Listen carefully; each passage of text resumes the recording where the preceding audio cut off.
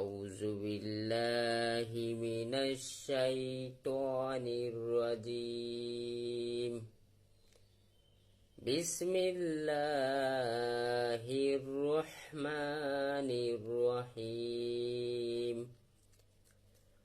وَلْتَكُنْ مِنْكُمْ أُمَّةٌ يَدْعُونَ إِلَى الْخَيْرِ وَيَأْمُرُونَ بِالْمَعْرُوفِ وَيَنْهَوْنَ عَنِ الْمُنْكَرِ وَأُولَئِكَ هُمُ الْمُفْلِحُونَ।